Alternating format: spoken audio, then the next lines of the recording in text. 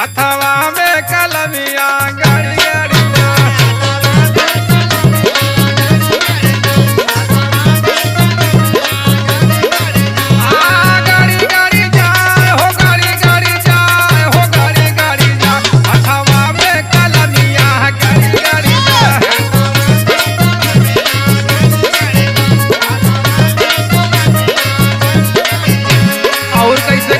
भैया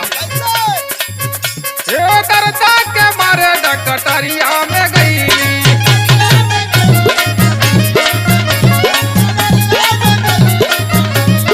डकटरिया में गई डकटरिया में